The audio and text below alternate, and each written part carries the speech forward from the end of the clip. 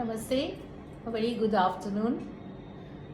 Honorable Vice Chancellor Professor Ramashankar Dubey sir, respected Registrar Professor Upadhyay, Professor Amit Mishra ji, my co-panelist here, Professor Atanu Mahapatra ji, Professor Shajauddin, and I know the entire department of CUG, so they are all my co-faculty members.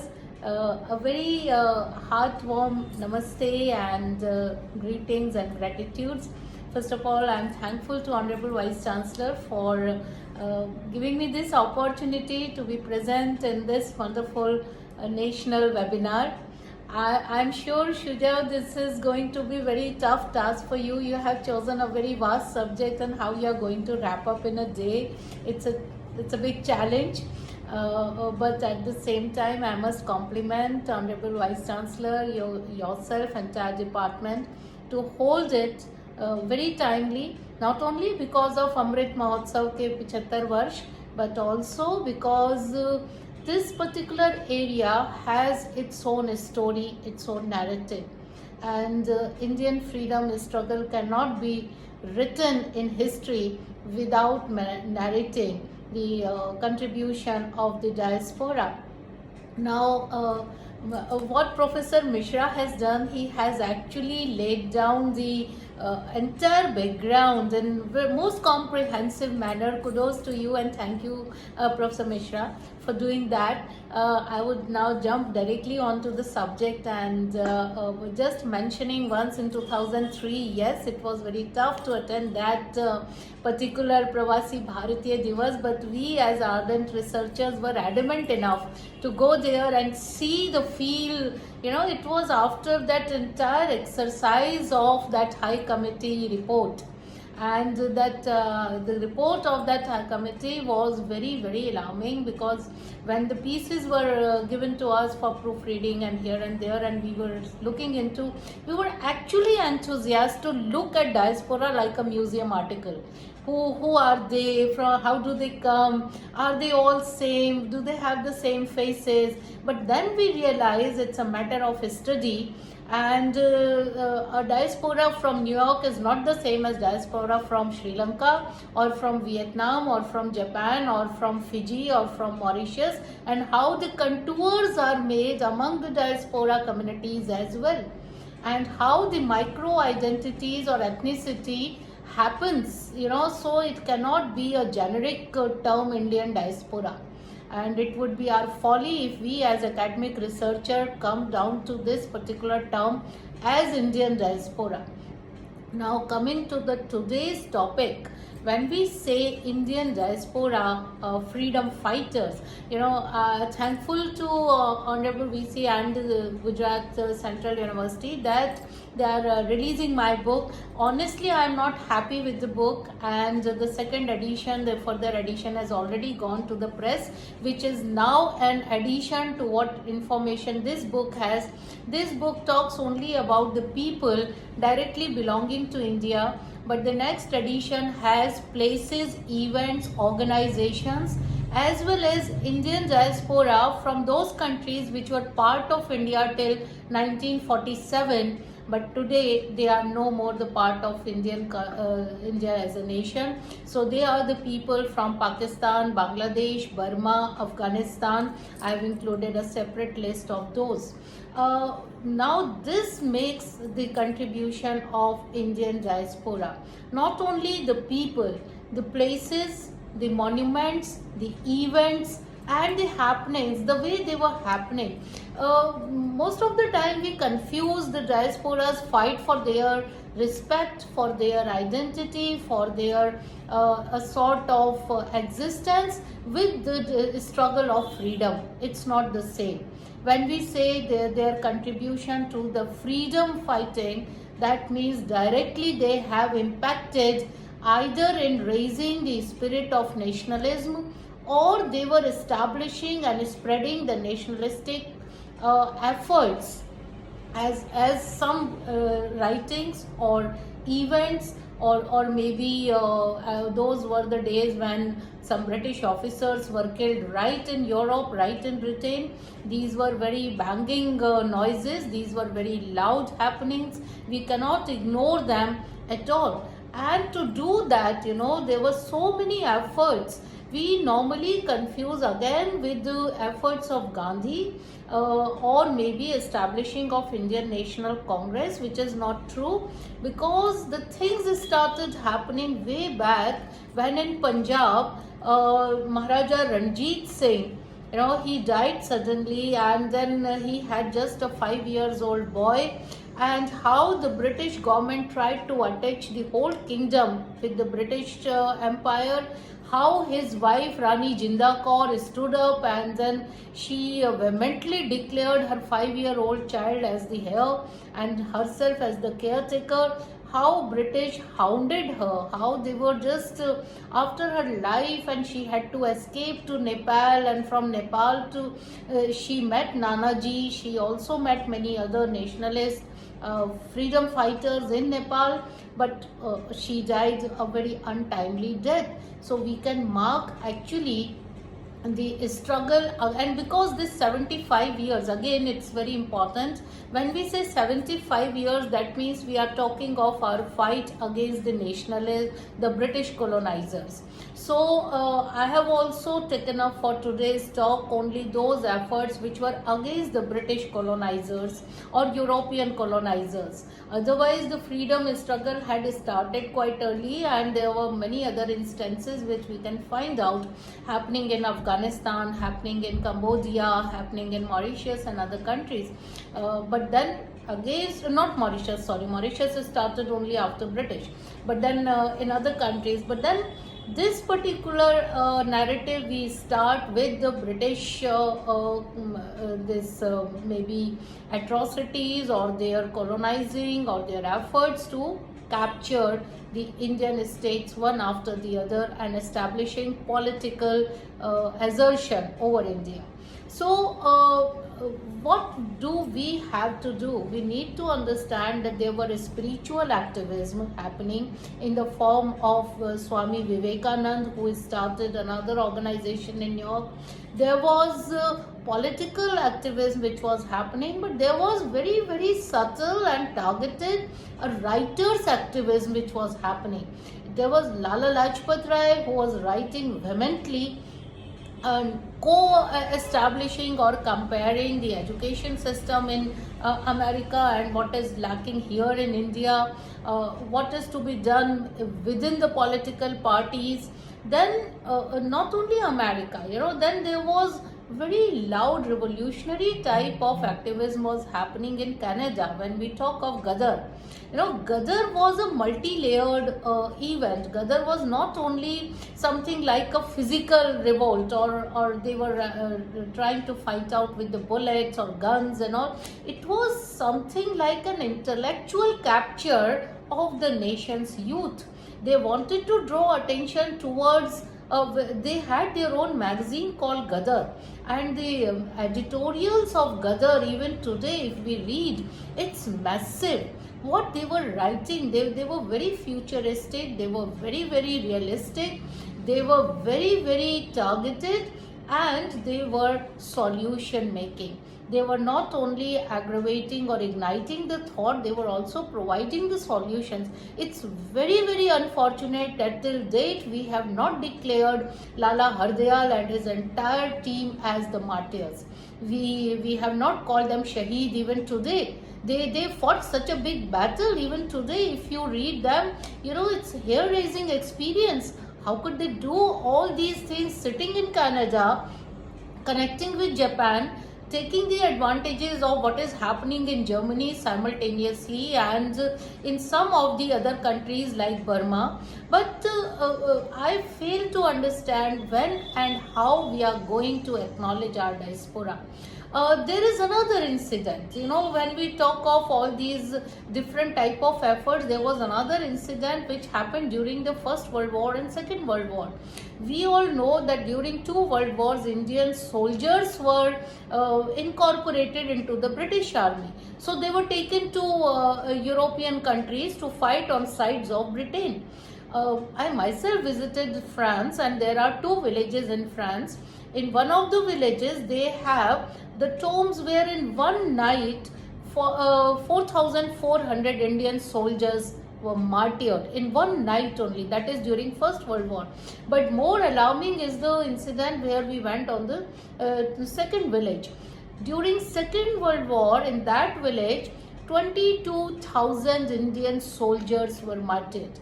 Do we know their name? Do we know their regiments? Do we know their part of the army? You know what they have done? They have created the tombs, and on those stones, suppose it was a Hindu soldier, so it is written in Devanagari, Om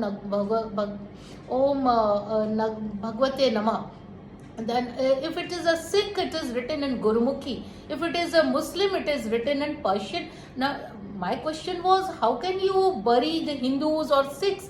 They said, no, we actually did all the rituals as per their religion, but then they had the ashes engraved over there, and it is on the ashes of those soldiers these names are still there. It's only now in 2015, after the insistence of our present Honorable Prime Minister Mr. Modi, that a big monument is being created. All the names of residents and soldiers are being written on those encircling wall, and today only now we can see that who were the soldiers who were martyred there in one night. 22,000 Indian soldiers. Now why these are important? These are the tales which even today tell us that how much patriotic they were, that not only the direct but indirect fight was also fought for the freedom struggle of India. So starting from the names which happened in India, there are other names as well. For example, today we find that in the countries like Pakistan, like Burma, like Afghanistan, there have been the freedom fighters who are not celebrated in their own country today because ideologically they are not suitable to them. So what about these freedom fighters? They won't be celebrated at all. So to name few who were Indians, that is the Punjab's first female revolutionary, Queen Zinda Rani Kaur, Shyamji Krishna Verma, Rash Bihari Bose, Madam Bhikaji Kama, Maulana Muhammad Barakatullah. Then we know VVS Iyer. The whole of Azad Hind government was formed overseas. Madan Lal Dhingra and Raja Mahendra Pratap Singh were the people behind the Azad Hind Fauj. Lala Hardayal, Champak Raman Pillai. There are names after names after name. Rishikesh Litta, Sardar Kartar Singh. These are some of those names which must appear when we study the Indian diaspora freedom fighters. But then there are many organizations. In 1894, the branches of Ramakrishna Mission, they started. So the first Vedanta society was established by Swami Vivekananda in York. Then in 1904 in England, we find in London India House. It has a very big role to play in the freedom struggle. Again in 1904, India Home Rule Society, which was, Madam Kama was part of it, Annie Besant was part of it. Abhinav Bharat in 1906, it was again a very big society which has played a very large role. Then of course in 1907, the society called Indian Independence. We know in Africa, Tolstoy Forum has played a very big role. Ghadar Party in Canada has played an entirely different change of narrative for the Indian freedom movement. Indian Independence League in 1914, again in Britain. Indian Independence League and government, this is very important because it has its strings in Afghanistan leading to Italy. It got the half of the Europe supporting this, because the first independent government where Raja Mahendra Pratap Singh became the ruler, the president. There were others, and then Rash Bihari Bose was the prime minister, and they gave the League of Azad Hind Force to Subhash Chandra Bose after that. So we must recognize these are just names. What I am dropping here are just names. These narratives, each narrative is a research topic. Diaspora from the various countries whom we recognize as Indian diaspora can be starting with Bhagat Singh. We know the native of Bhagat Singh, Larkana, is now in Punjab, but Bhagat Singh is not celebrated in Punjab of Pakistan. We are the people who remember Bhagat Singh with the same vigor. Mir Masti Afridi, again from Lahore. Nurul Amin from Pakistan, Jogendra Nath Mondal, we know his contribution, because for entire Muslim Bengali population, the way he stood up and then talked about the Bang Bhang and all those roles. Then Ahmad Khan Kharal, again a person who fought for Baluchistan, Afghanistan, Sindh Prant. Then Major General Shahid Hamid. These people who actually revolted from the military, how they showed their patriotism, is they are the stories from Pakistan. If we look at Bangladesh, then there is a whole list of people. Basu Binoy Krishna was there, Badal Gupta, Dinesh Chandra Gupta, then Surya Sen. Surya Sen was such a tale of bravery. Rukaya Sakhawat Hussain, she was a lady who was married at the age of 16 to a magistrate of age at 40. And when the husband asked, what do you want? She says, I want to study English.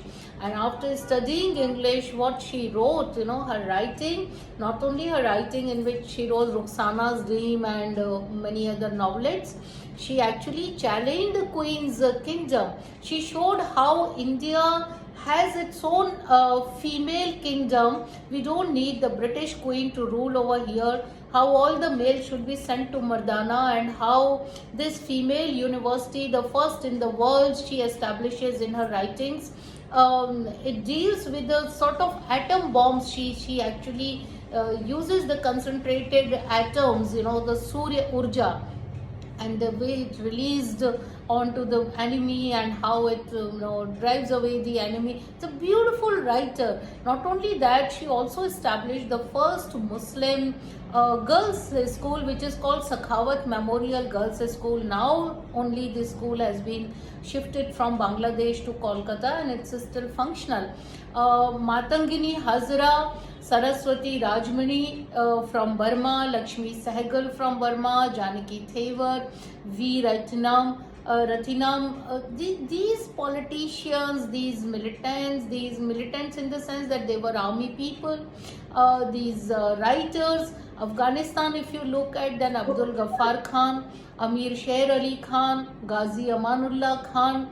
If you look at the associates of Gandhi, then Dr. Manilal and Totaram Sanadhya. You see, we have the whole entire list of people. So when we say Indian diaspora, should not include only those names which are now belonging to some places in India. Till 1947, entire continent, the Indian continent was, they were fighting for the freedom of India. They didn't know it will be partitioned. So we need to celebrate those efforts as a holistic tribute in this 75th year of our Azadi. There are a number of memorials like Tolstoy Farms, India House in London, London India House, Aprabasi Ghat in Mauritius, Neuchâtel India Memorial in France, as I was talking about the World Wars, Indian War Memorial in France, then Suriname Memorial, then Gadar Memorial, that is called the Yugantar Ashram, now the name has been changed in USA, then Gadar Party Memorial Hall. This was on the insistence of Inder Singh Ji, that very recently this is now been made by this government. It has not even now been dedicated, even the dedication is still pending.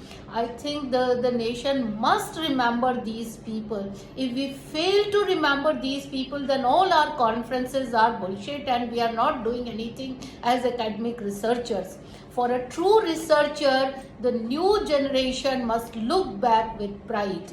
We are missing this pride, we are missing this glory, we are missing the narratives from our syllabus. I think we all who are dedicated to diaspora studies must create one course only on diaspora freedom fighting, places, people, events, and monuments. Then only these narratives will be remembered as the highly contributive efforts to the entire country. Freedom was a big event. We are fortunate we are here in a free state. But when they were fighting, none of them knew we are going to attain freedom so early. All of them died without seeing freedom. That is the most sorry part of their life. None of them could see India as a free country. Today, when we celebrate India as a free country, I think it's our earnest duty to remember them, their efforts, with the same passion as they have fought, with the same passion as they established organization. In a free India today, we can't think of having one organization dedicated to one cause. We feel so many pressures. Think about them organizing, establishing organizations in a foreign land with dedication to the freedom of India. These narratives have many grave layers of tales. We must collectively join hands. We may divide work, we may make documentaries, we may make a small coffee table books, we may create a small Amar Chitra Katha type snippets and comics, and we may give our researchers task dedicated of creating entire archival literature only on freedom fighters who were overseas, and they actually infuse the required maybe models. How do we go ahead? Because we all know one free government was established in Andaman.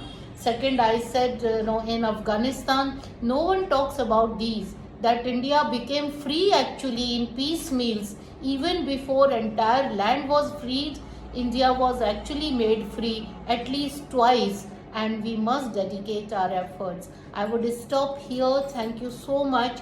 What I presented was just the peanuts, but I think these are enough for today's event. And once again, my compliments, heartfelt compliments to you, Atanuji, Shujauddin ji, Honorable VC sir. Thank you so much for making it possible for me to be here. Thank you. Namaste.